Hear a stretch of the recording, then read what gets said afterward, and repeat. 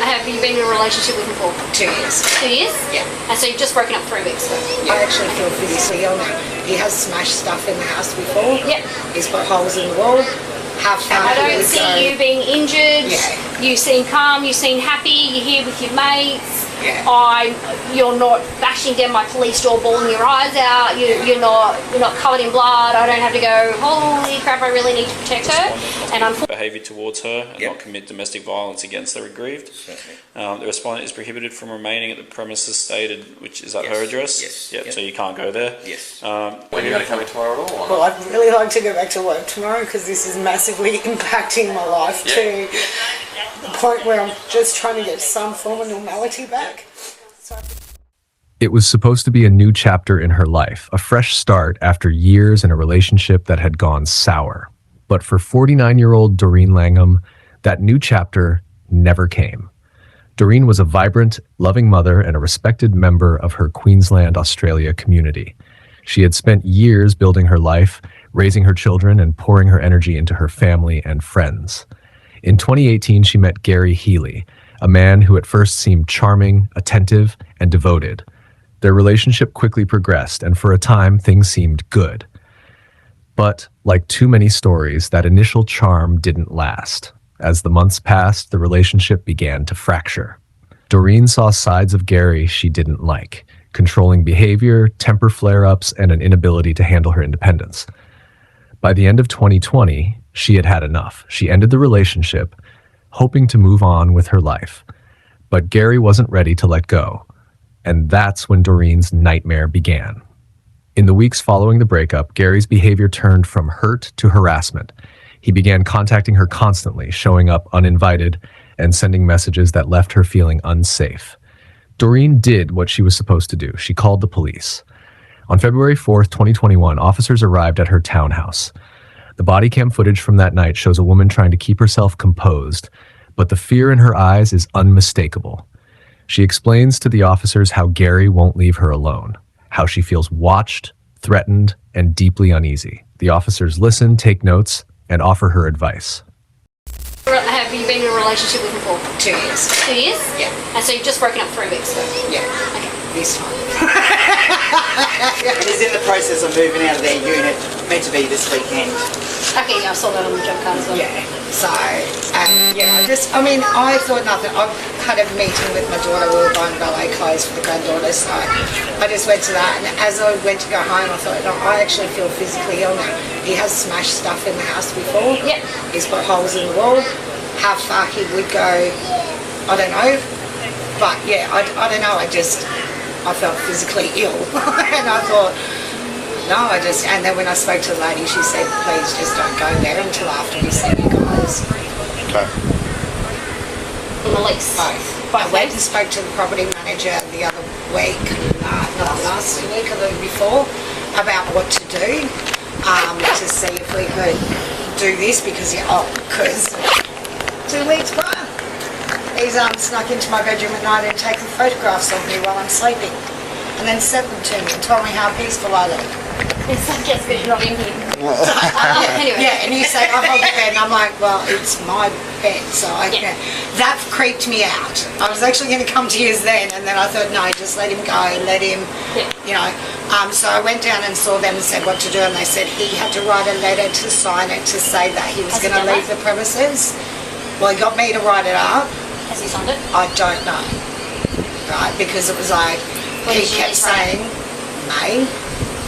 So, because he kept saying about getting the bond for him, so I've got that. So,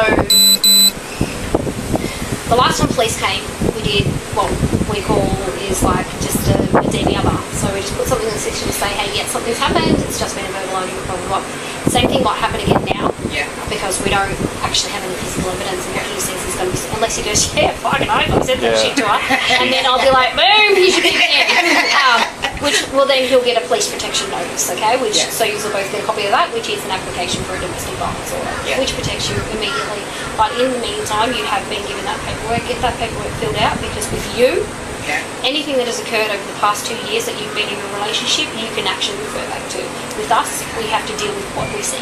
Yeah, so you take it to the courthouse. Yeah, so right now what I see is that you guys have had an argument. Yeah. That's Yeah, it. literally. And I that don't was- see you being injured. Yeah. You seem calm. You seem happy. You're here with your mates. Yeah. You're not bashing down my police door, bawling your eyes out. You're not covered in blood. I don't have to go, holy crap, I really need to protect her. And unfortunately for you, Yeah. that is a bad thing, because we need to be able to prove beyond reasonable doubt that domestic violence has occurred. Whereas yourself, And I'd said you don't have to prove. But the calls didn't stop. Just 11 days later, on February 15th, 2021, police were called again. This time, the body cam footage tells a much darker story. Doreen is visibly shaken. She's crying, her voice is trembling, and the weight of what she's enduring is written all over her face. She tells them about continued harassment, about feeling hunted in her own home. Good. I'd be more comfortable with you guys on this side of the door. That's all right. Yeah. It's like... Thank you very much. How are you? Oh, stop and headaches. Oh, no. Other than that, I'm alright. So, what's happened this evening? Okay, so I had on my locks changed today, and I had a girlfriend here with me while it was happening. I've taken her back to Baronia Heights. Stopped at Phil, come into the front entrance of the unit complex? unit complex, and I saw a ute, so I sort of had to go a little bit more to read the rego. Realised it was his rego, but I was sort of already not quite up to where the card reader is. Yep. I wasn't quite up there, I was sort of more on an angle. I've seen him walking down from here. So I've hit reverse to ring trouble. Well, mate, it was really hard to do, but I'll show you. And ducked up to a side street while I was on the phone to O. He actually pulled up beside me.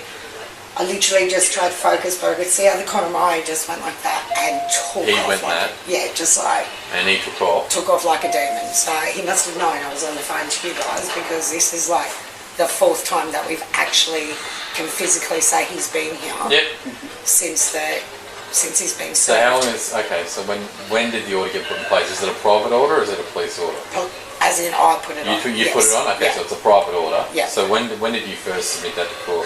The Tuesday the 9th. Of this month? Yeah. Okay. And he got served on the So Thursday. a temporary order got made that day, did it? Yeah. Okay. And we go back to court next Tuesday. Okay. And it's been served? And yeah. Just have a look at that. I was going to say here, I do. And he's not to be within 100 metres of your house? No. Yeah, Blake served it on... Does he know anyone else in this unit complex? So yeah, that's that. Do they have video footage here? Yes, they do. I've already emailed the property manager and asked her if she can pull it for around 6:30 tonight. Oh, okay, excellent. Because she got the video footage, which we've handed to Browns Plains Police, of him being here the Sunday morning. Then the Sunday, like he was here for 40 minutes on the Sunday night, going up and around. Just and walking? Just, yeah, coming to the front door and then around to the side fence.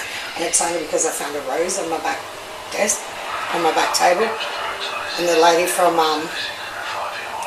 Police Link, is that Yep. what it's called? She was really lovely, and she said if you can get the rose and put it in a bag. It's evidence to say that he's been here, but we don't know if he dropped the rose. Yeah. It's highly likely he Well, we did. don't have it now, because the next day when I came back, my screen door was unlocked, my front door was unlocked, and the rose was missing. Okay. So we then put another. So you got a rose thief now. You've already reported the other one as well then? Yeah, I've reported. Okay. I've seen Logan Central Police Sunday Yep. morning and Browns Plains Police Monday morning, and then Browns Plains Police again Monday afternoon. So have any of these been solved yet or not, Rob? No. So he's one of questioning for those other breaches. Has he got a new address that you're aware of? Not that I'm aware of. Okay, he's no fixed address. Yeah. Okay. Have you provided statements to police for all those breaches? Yes, I've got two of them here. The Logan Central one, he gave me a QP number, but he just put it all in his little book and then popped the sticker on and got me to sign the sticker. Okay. Yeah. We'll need a full statement. Yeah. So you know what that entails? So you went to Logan... Station. Yes. Yes. Can I do it tomorrow? I'm not comfortable going out in the dark at the That's moment. fine. That's entirely fine. So what I can do tonight is I can go to the police station, I can put the report on Yeah. to say that he's come and he's breached the order. What time did you say? 6:30? Yeah, it was around 6:30. Yep.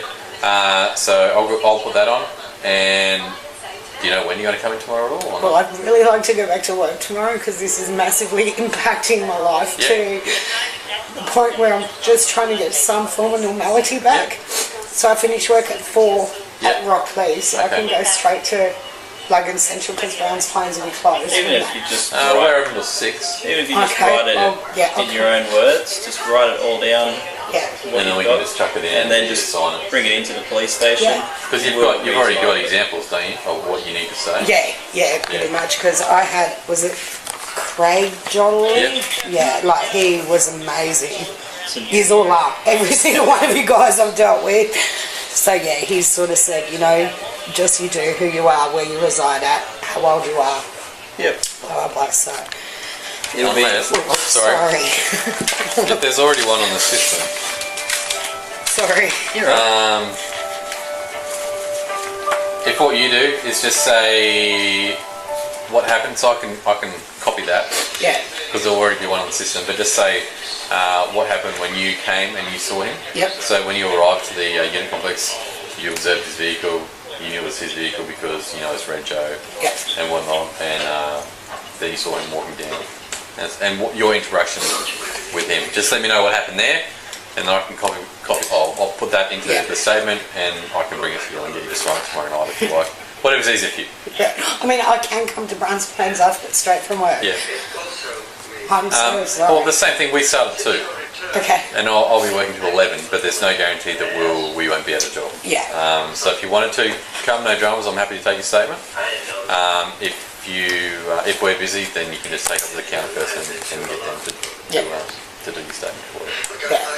I'm so sorry. That's all right. It's not ideal, and the thing is at the end of the day, it's just a piece of paperwork.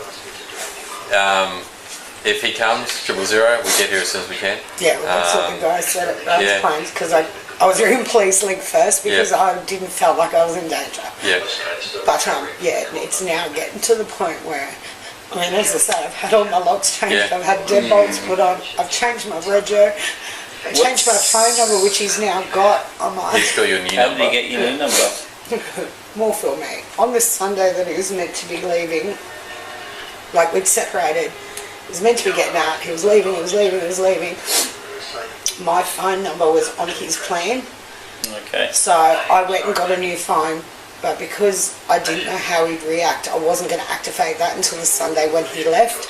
But the Saturday night beforehand, I was getting really beyond inappropriate messages. So I just thought, no, did it all.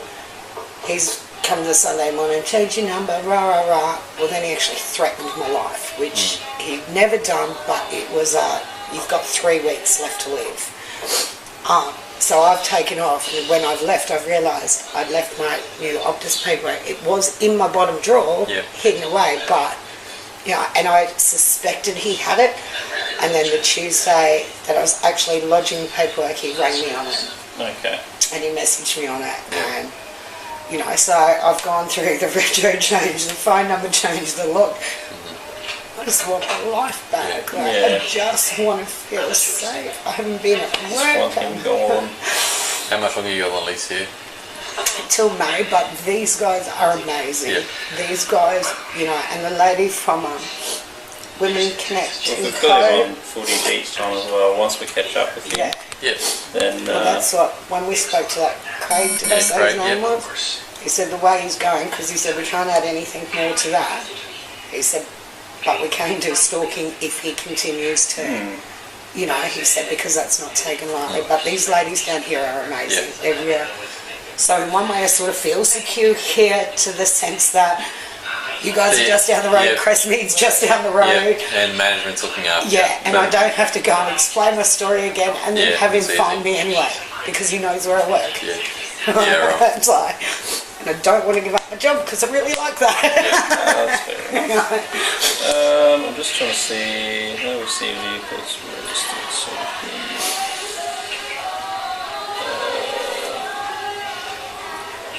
Overcry. Cry as much as I was saying to you, I always said the thing for police when I was younger. Could never get to see you guys. Well, now- I've seen so much of you guys in the last week. Please don't take it the wrong way. I don't want to anymore.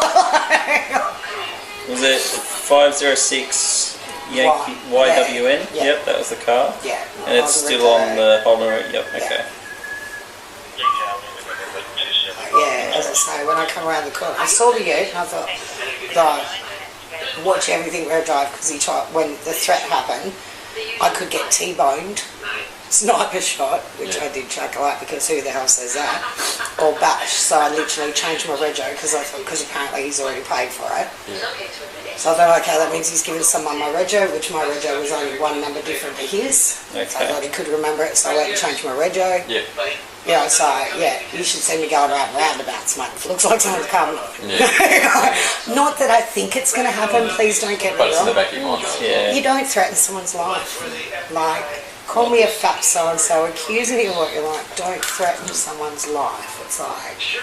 I'll just confirm as well, your phone number still ends in 240? Yes. The new one? Yep. Yes. It's only just updated. Just want to Yeah. make sure, right? Yeah. Okay.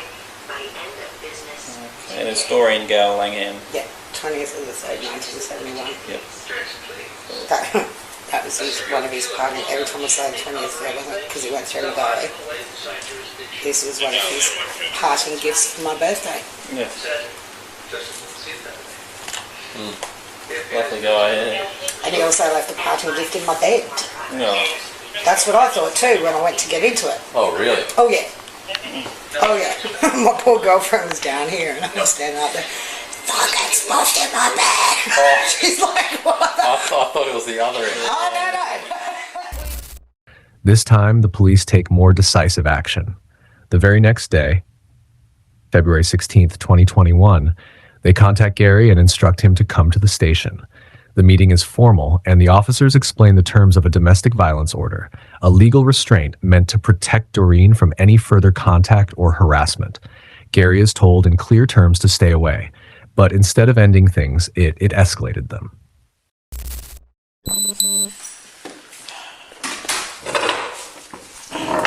Alright, so basically what this is, man, this is the notice to adjournment. So this is basically saying that your court date was then. It's now been changed to this date. On that date, I would recommend you go there. It's up to you, obviously, but if you want to have a say on what's going on, you're going to want to be there. I don't know if there's kids or anything involved, but well, that makes it a little bit cruisier then. Is it a current partner?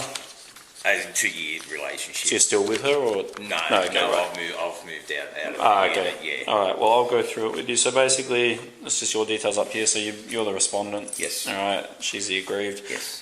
Basically, what this is saying, this is the conditions of it. Right. All Okay. right. Yep. So up here, you're the respondent. Must be of good behaviour towards her and Yep. not commit domestic violence against the aggrieved. Certainly. The respondent is prohibited from remaining at the premises stated, which is at Yes. her address. Yes. Yep. Yep. So you can't go there. Yes. Prohibited from entering, attempting to enter, or approaching within 100 metres of where the respondent lives, works, or frequents. Yes. All right. So you can't go where she works, where she lives, or where you know she goes all the time. Yeah. Yep. The respondent is prohibited from locating, attempting to locate, asking someone else to locate the aggrieved, and from contacting or attempting to contact or asking someone else to contact the aggrieved by any means whatsoever, including telephone, text, or internet. Yeah, Does that make sense? Yeah. No Yep. contact Cool. whatsoever. Yep. The respondent is prohibited from following or remaining or approaching him 100 metres of the aggrieved, or the aggrieved when the aggrieved is at any place. So in other words, if you see her, you've got to Turn the opposite just way head and off. walk away. Correct. Yeah, Yeah. yeah, Good. yeah. This respondent is prohibited from using internet, including social media network sites, to communicate with, publish pictures of, or make adverse comments concerning the aggrieved. So in other words, don't slander or throw a picture up everywhere, all that kind of stuff. Yeah. The respondent may, within 28 days of being served the order without contravening it, return to the premises upon notice and in company of police to recover property. So do you have anything there still? No. I've removed everything. Beautiful. Yeah, If there is something you've left there for any reason, if you need to go get it, you have to let us know so that we can come with you just so nothing happens. Yeah. And the respondent is prohibited from possessing guns, ammunition, and weapons generally, or a thing of the same type, and prohibited under the Drugs Misuse Act for the duration of this order. So you don't have any weapons licenses or anything? No, Beautiful. definitely. All right, man. Do you understand all that? Yeah, I do. Okay, Yes, cool. yeah. Do you have any questions regarding it? No, just shocked that it's Yeah. reach this point. Oh, I said there's no reason. As Sure. I said, there's never, Oh, never and- been any violence. She's never had to fear for her safety. We've Yeah. known her for 33 years. She's Sure. my sister's best friend. Yeah, right, okay. All right, yeah, well, it's just, and I don't know. It's That's makes it even more reason to go to that and Yeah. have your say, because at the end of the day, if there isn't a reason for it, I don't know the background again, but if Yeah, there isn't yeah. a reason, it lets you have your say and you might be able to clear it off Yeah, and get yeah. whatever needs to be done. Yeah, Um, happy. Well, I'm not happy to walk away because I love her. Yeah, but, it is what it she, is. Yeah, that's it. She's Yeah. ended it, and I've Yeah. we stuff up and Okay. left, and now we need to go our own way. But As long as you understand all that, Yeah, then you should be yeah. fine. But Yeah. on here is just all the explanations of any of the domestic violence stuff. Yeah. Again, more and more of it. Yeah. If you want to have a look at it, by all means, it might be worth a read before you do go to that court date, just so you Yeah. know exactly what's Yeah, going we'll on. do, yeah. But as long as you understand all that, you don't have any questions, No. then that's all good. yeah, Cool. okay. All right, thanks, mate. Appreciate it. Have a good night. You too.